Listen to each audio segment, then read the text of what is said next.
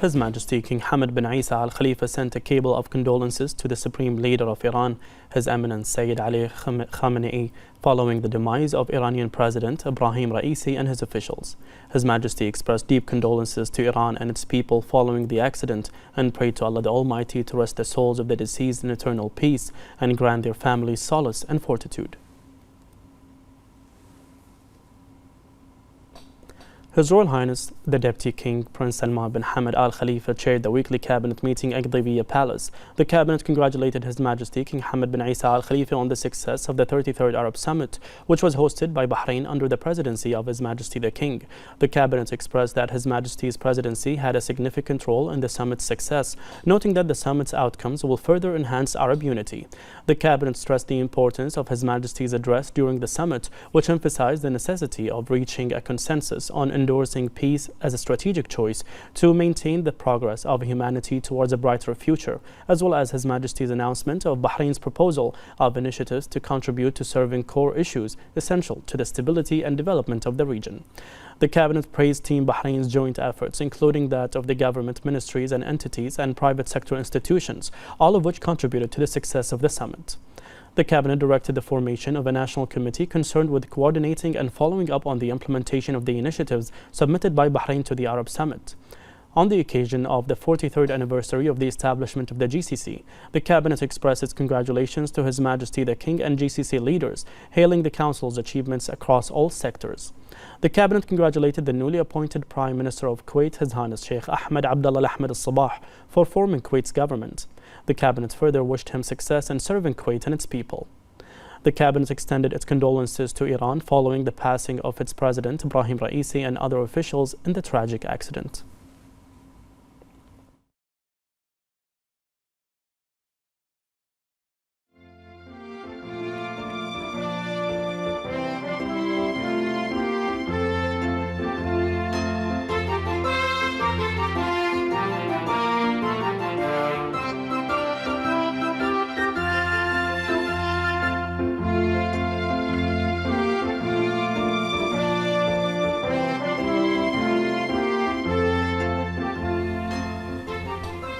The cabinet then approved the following: a memorandum submitted by the Government Executive Committee on developing mechanisms for companies that enhance food security in Bahrain.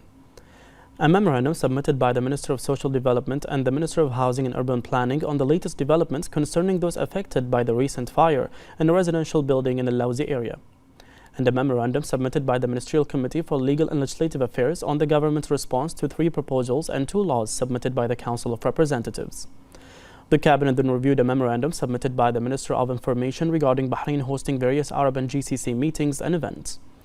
The cabinet then took note of the following ministerial reports: the outcomes of Bahrain's participation in the 3rd session of the Arab Economic and Cooperation Forum with Central Asian countries and Azerbaijan, the outcomes of the official visits by the Minister of Foreign Affairs to several Arab countries in preparation for the Arab Summit, the outcomes of the Minister of Foreign Affairs' participation in various ministerial meetings held in Saudi Arabia, the outcomes of Bahrain's participation in the 21st Annual Middle East and North Africa Conference, the outcomes of Bahrain's participation in the Islamic Summit Conference under the slogan Promoting Unity and Solidarity Through Dialogue for Sustainable Development, the outcomes of the visit of the Chief of Justice of Singapore and his accompanying delegation to Bahrain, the outcomes of Bahrain's participation in the 22nd meeting of GCC Housing Ministers, the Ministry of Information's efforts to report on the National Committee for Civil Emergency Management's response to the weather conditions affecting Bahrain, and the outcomes of Bahrain's participation in the 37th meeting of the Ministers of Youth and Sports in GCC countries.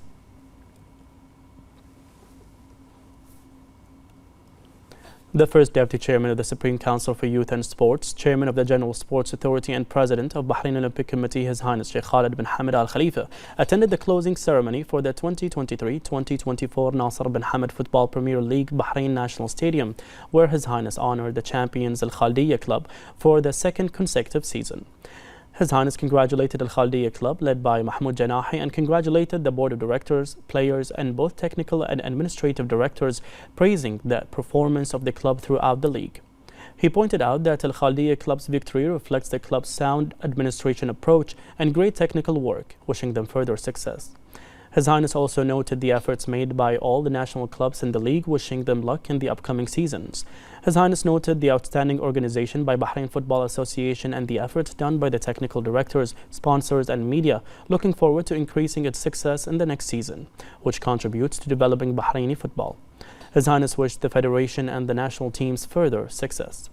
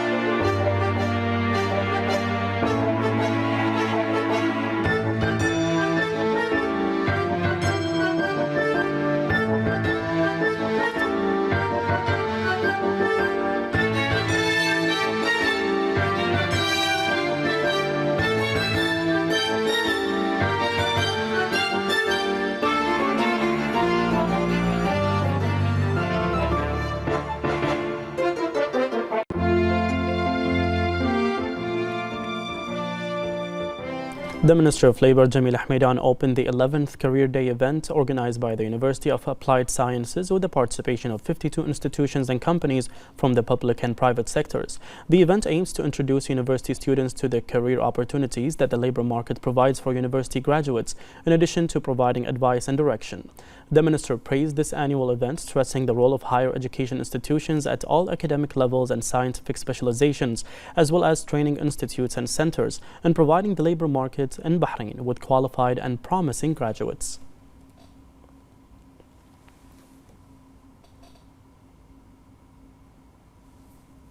The President of the Electricity and Water Authority, the EWA, Kamal bin Ahmed Mohammed, made an inspection visit to the Capital Governorate Emergency Center in the presence of the Minister of Electricity and Water Affairs, Yasser Ahmedan, and a series of inspections to emergency and maintenance centers to ensure their readiness and ability to deal with various cases to ensure the sustainability of electricity and water services.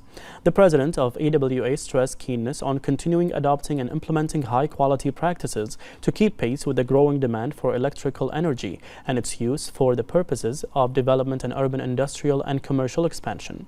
The Minister affirmed keenness to continue developing the infrastructure and provide sustainable services with highest measurements efficiently and effectively, noting the distinguished ability in providing quality, reliability and services at the global level. During the inspection, a presentation was held that shed light on maintenance and the process of maintaining sustainable services. Various training courses were reviewed, in addition to a visit to electricity distribution station that works on the automation system.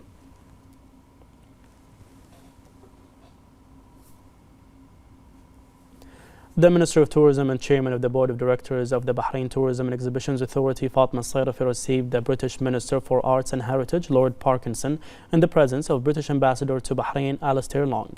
Sayrafi affirmed the deep-rooted historic Bahraini-British relations in all sectors, particularly the tourism sector. She discussed means to enhance joint tourism cooperation and increase tourism exchange. She underscored the promising tourism initiatives introduced by the two kingdoms to bolster partnerships with the private sector.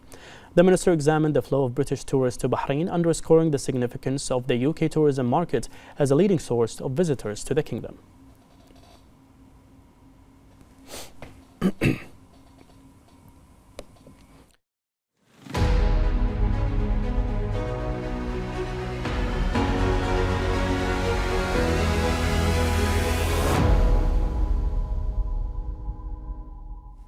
The proposal to provide educational services to those affected by conflicts in the region, which comes as part of the Kingdom's initiatives that were highlighted during the Bahrain summit, contributes to providing the right to education for all and protecting educational institutions. More in this report.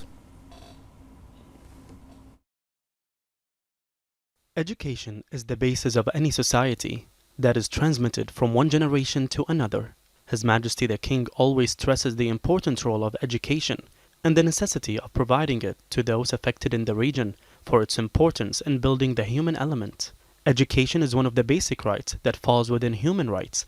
Conflicts and disputes in some Arab countries have prevented the right from reaching those who deserve it, so its consequences will be dire on the present and future of the children and generations of societies. The initiatives of the Kingdom of Bahrain, through the royal visions of His Majesty the King, highlighted a special proposal to provide educational and health services to those affected by conflicts in the region, based on Bahrain's realization of the dangers of depriving people of their right to education. This proposal will restore the light of knowledge in the lives of people who witness disputes and conflicts, and will highlight the necessity of committing to providing the right to education, especially for children. This proposal will also contribute to reconsidering the protection of educational institutions and all their students and employees from adversities, as it aims to provide educational services and restore damaged educational facilities. The proposal to provide educational services to those affected by conflicts was preceded by the UNESCO King Hamad bin Isa Al Khalifa Award for the use of information and communication technology in the field of education, which aims to provide support and sponsorship for the projects that contribute to enhancing education and lifelong learning opportunities for all. The King Hamad Chair for Interfaith Dialogue and Peaceful Coexistence at the Italian Sapienza University also works to spread a culture of tolerance and promote the principle of coexistence and dialogue through specialized academic programs for young university students. Under the patronage and follow-up of the educational process of His Majesty the King, science and education, and the approach of investing in generations who represent the real wealth in building the nations has been strengthened.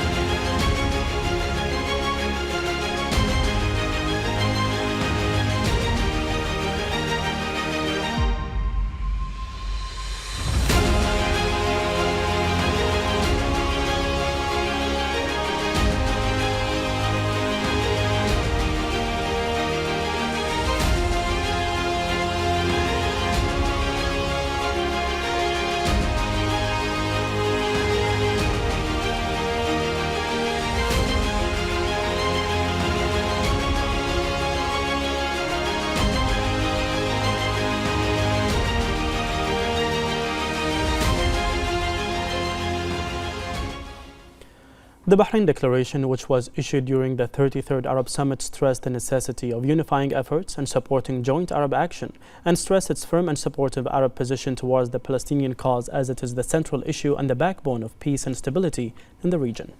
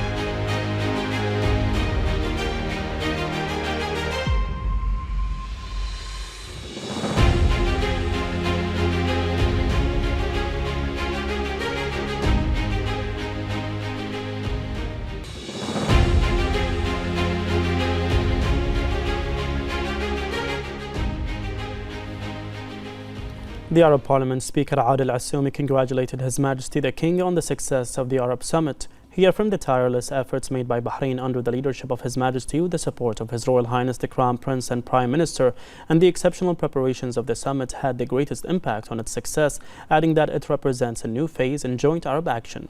He praised the outcomes of the summit, which strengthen Arab solidarity and represent a roadmap for addressing the challenges and crises facing the Arab nation.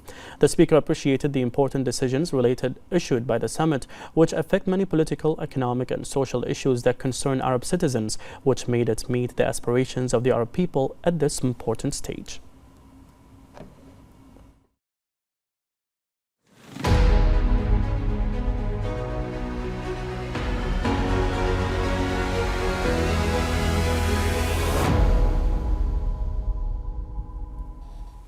The chairman of the Public Utilities and Environment Committee at the Shura Council, Dr. Muhammad Ali Hassan Ali, stressed during the participation of the Parliamentary Division delegation on the occasion of the 10th World Water Forum in Bali that Bahrain will continue supporting international efforts to preserve the environment, adopt legislative initiatives to reduce pollution and protect fresh water.